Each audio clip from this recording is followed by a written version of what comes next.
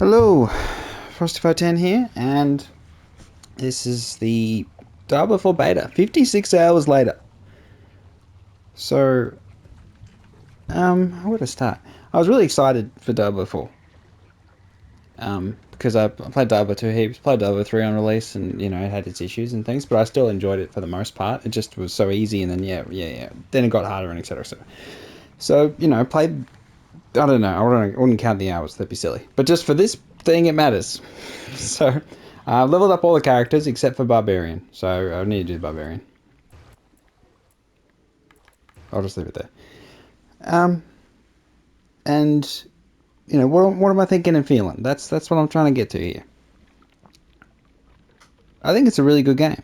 For one, I played through the campaign 5 times. Well, I don't think I finished the main stories on the Barbarian. It doesn't matter. I skipped the dialogue after the third time. I just started skipping all the dialogue. So the campaign for me, not a big deal. Most of it I just skipped through. The cutscene stuff's good, but some of the other dialogue stuff is stupid. I still feel as though there's something missing in terms of the reasoning as to why we are the hero and all that sort of stuff. The kind of more the background of our classes and that sort of lore stuff, which they can add, which is probably in the later parts, just a bit more in depth about our background as that particular class, which you can do, which they did in previous games. And I feel like I need a bit more just about us, the player, who you are in the journey and why you matter. So apart from that, I think the combat's really good. Again, you can talk each ability and you can go in depth in different abilities and things like that. But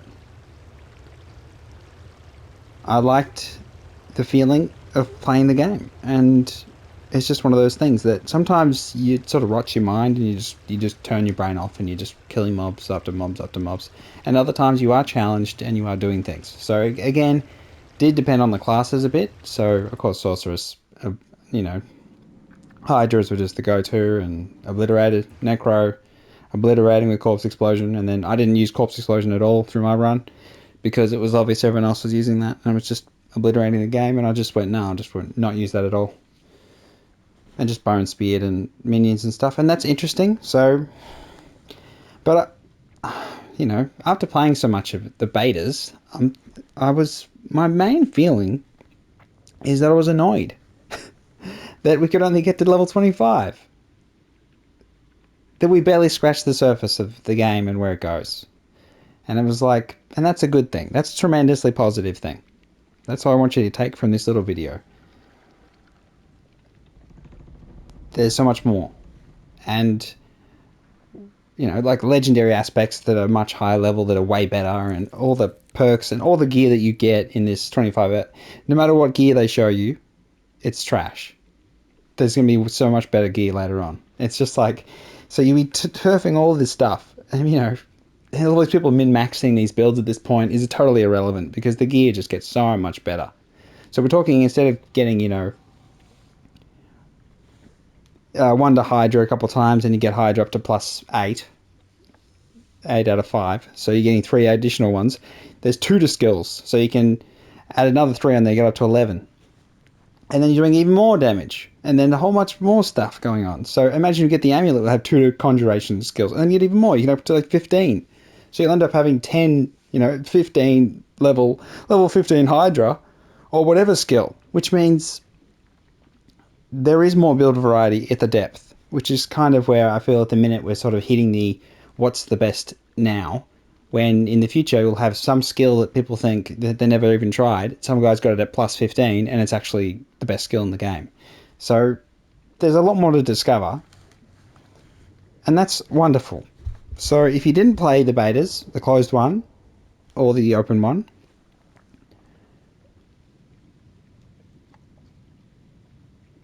that's okay.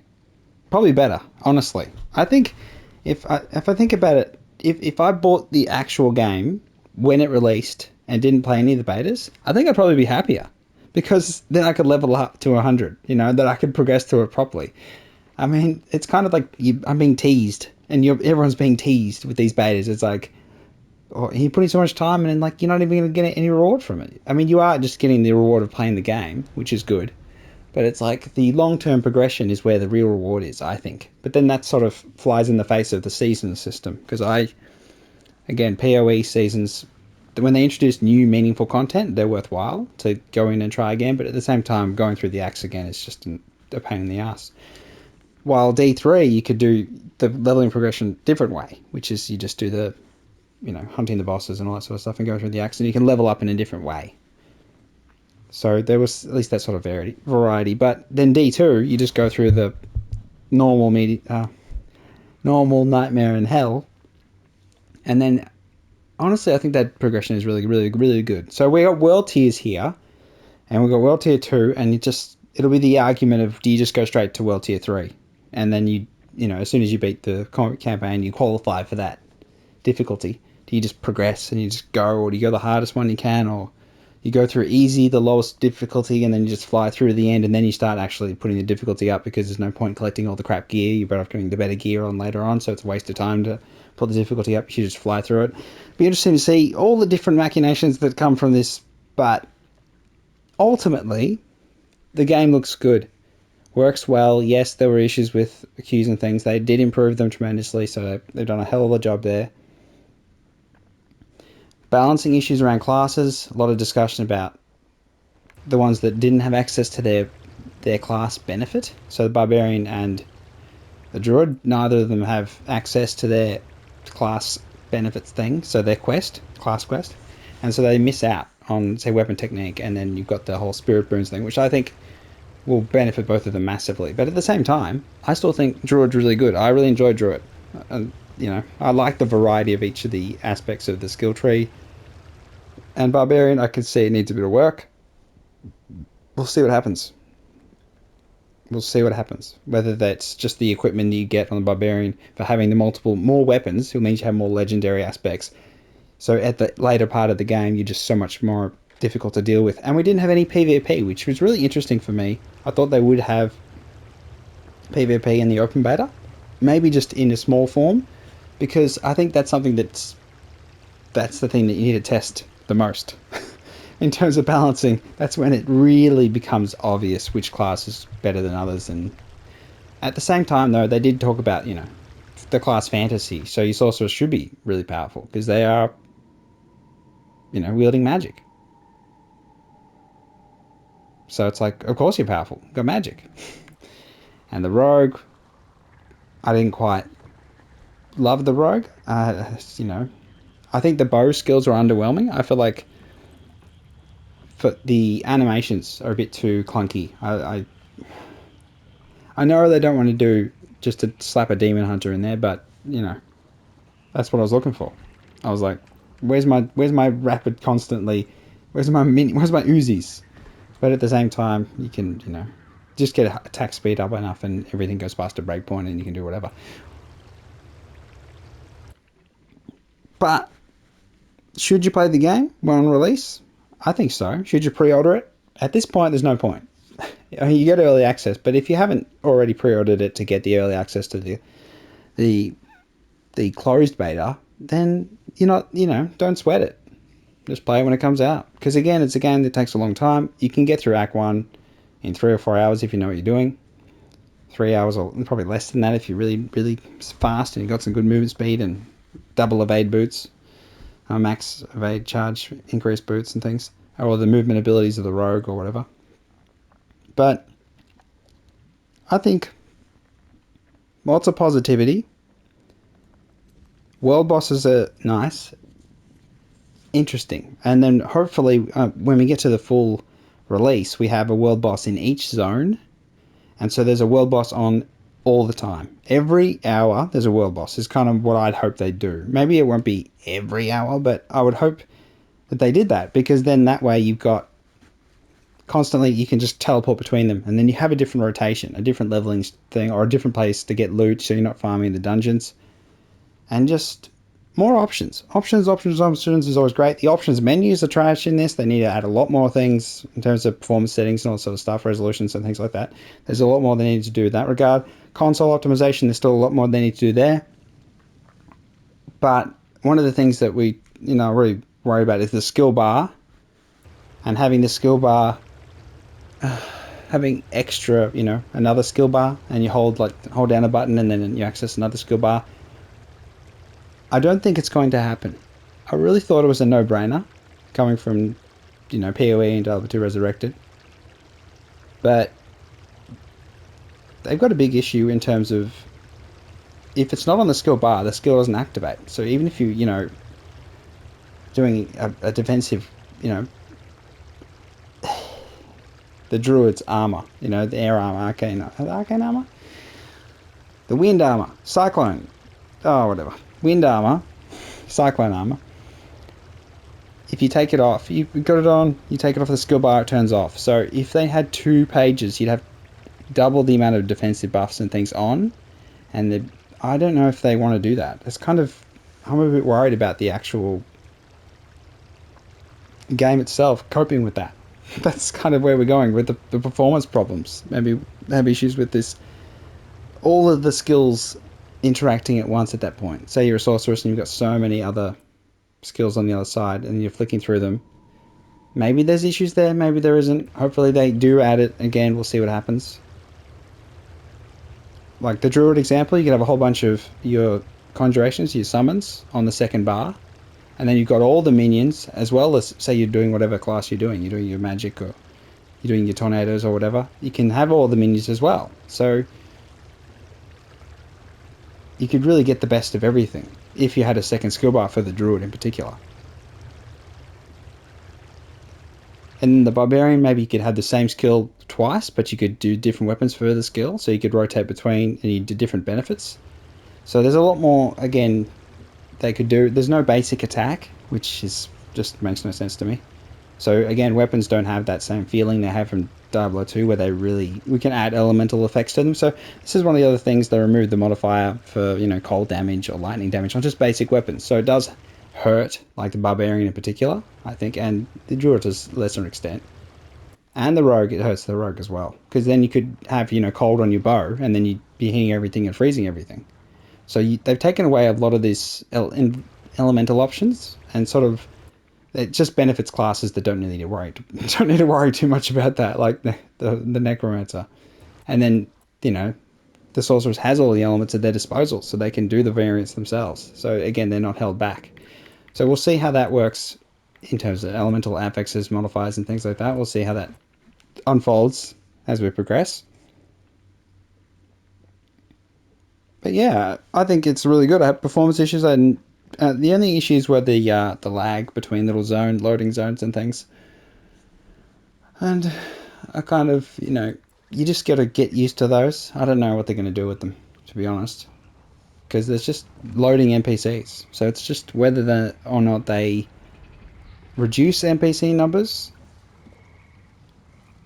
or they, I don't know, I'm sure there's some levers that can be pulled. We can have like a reduced detail of NPCs, periphery ones that you can't talk to, and so that doesn't put as much strain. The transition isn't as clanky, and you feel like you're running against an invisible wall. Maybe we can just reduce that a little bit. Again, there's some carefully placed quests to reduce the loading, like the one where you first enter the city when you're with Lorathnair, and they tell you to go pray. Why do they tell you to go pray? So the city can load. So all the NPCs in the city can load, so you can become part of that zone. So there's kind of this overlapping what's in the zone, what's not in the zone. These decision making by the game itself, their engine, what's making that decision is really important. So there's some little tiny spots where you sort of see someone trapped there, and that you can be trapped between loading zones.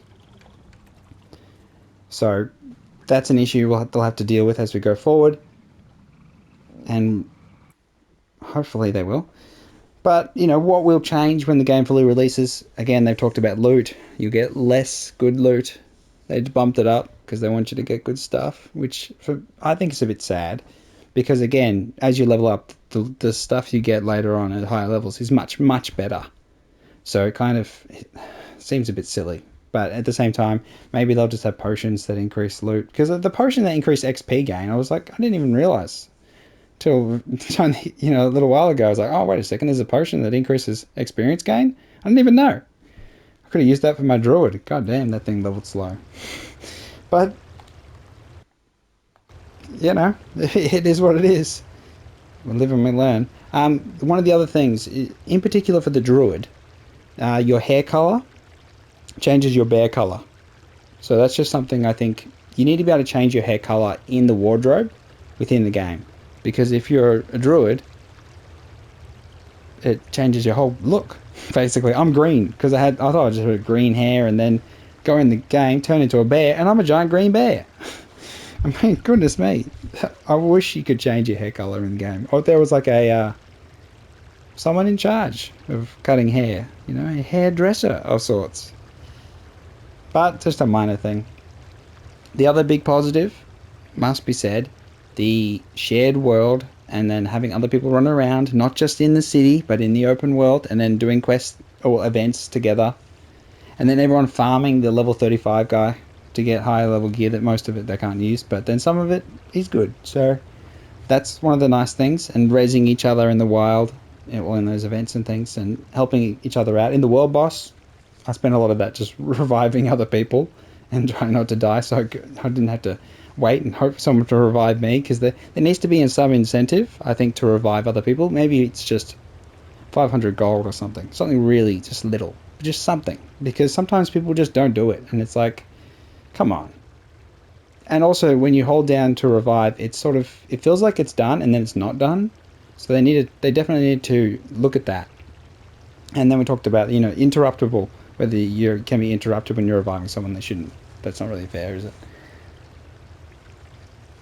It is what it is. But at the same time, I'm glad the durability punishment's fine for dying. That's not a problem at all. Later on, it will be. I get the feeling later on repairing, really high quality stuff might get a bit expensive. But that's okay, because we'll have money and balance it out and all that sort of stuff. I think I'm feeling good. But there are times when I'm playing the game where I tune out. I suppose all ARPGs can suffer from that, where you just sort of mindlessly kill mobs and you don't really feel like you're actively involved. Particularly, my experience with the Necro was a lot of that, just tuning out, and that has a bit to do with the class being so dominant. But then I felt like I was active a bit more, even as a sorceress. Even though I was spamming Hydra, I still had to keep in my mind how long the Hydra was until it runs out. Its duration was always sort of in my head, and I was always putting down tap next two hydras, and then maybe when I was doing the 3 because of the third one, and then I felt like I was just a bit more involved. Rogue, I just absolutely mained Rupture and just stand still and just destroy everything, and that was kind of just because Rogue I didn't enjoy. The core skills for Rogue I think are not very good at all. They need to be looked at. Flurry is trash. All the bow ones are just so power shot. Yeah, all the main ones are too. A lot of the skills for Rogue I think are terrible. So again, that's just my opinion. You tell me what yours are in the comments. Barbarian Whirlwind being so early was obvious. It was always a sign that it wasn't going to be very good. And I think a big part of that is weapon range. So nothing to increase weapon range. So that's one thing PoE did, which I think is really good, was they increased. You had the skills in the skill tree of increasing melee range, and that really, for controller, was really, really important, because without the increase in melee range on controller, PoE is trash with melee, absolute trash. But if you have that extended range, anything other than Frostblades can actually work, because Frostblades again can work on the controller fine, because it just wrecks, and you just get a little bit of melee range, you get a bit of leeway. That said, the melee is better in this than it is in PoE in terms of for controller, because there's all these issues with the movement of your character and swinging and missing in PoE, which they don't have here, because your character does move towards the enemies, and that's a really important thing. I'm sure there's a lot of work put into that. Just that animation of lurching forward and moving forward, very, very important thing to do. Druid's cool. Anything else to talk about? I wish we had, more levels and things. So, will I miss the game? There were times when I just had enough. Because the second I think about it and go, why would I log in again? even though the beta still got a little bit got time left. It's like I'm level 25. I can't level up anymore. What's the point? What is the point? Does anything carry over? Does the storage space carry over? That would be nice if it did. But I don't know. But it's a fun game. Once you start playing, it's fun, and you find something to do, and you'll do it. There could be more waypoints. Yes, I think having the horse would help, all that sort of stuff. But then again, can the game cope with the horse and you moving so fast through the zones? I don't think it can.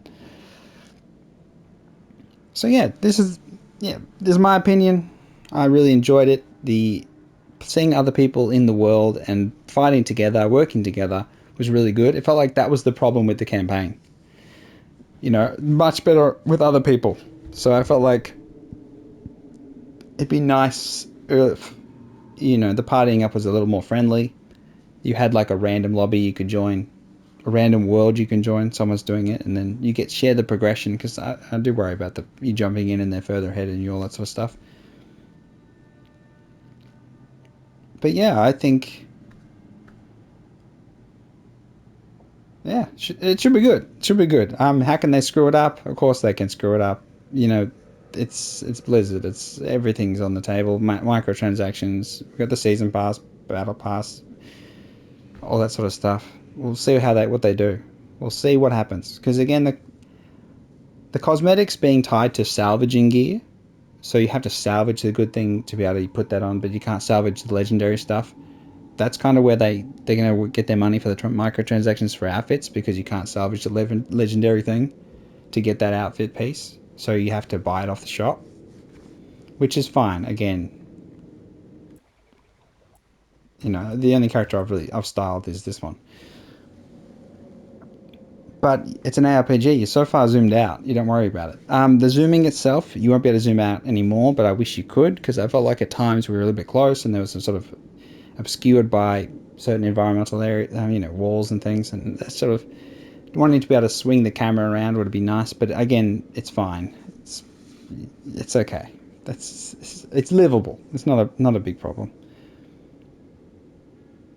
Anything else to talk about? That's pretty much it. Yeah. So tell me what you think. What you thinking? Is 56 hours enough to be able to talk about the game, or you got to play it 150,000 hours in the beta, or replay it? Watch your own stream of yourself playing it 50 times. Whatever. Whatevs. It's been like this has been Frosted Fire 10. Like and subscribe. Tell me what you think. Do you think it's a big deal? Do you think getting 56 hours out of some betas is money well spent? And if you play 20 hours in the open beta, that's more than you play some games. Some games finish in 10, 15 hours. It's weird. 56 hours, that's more than I spent on God of War Ragnarok. And I want to play more of Diablo 4. I don't want to play more of God of War Ragnarok. Very different games, I'll agree, but the time is still the same. Alright then, it's been Frosty Fire 10. Like and subscribe, and I'll catch you next time. I look good in red. Alright, see ya.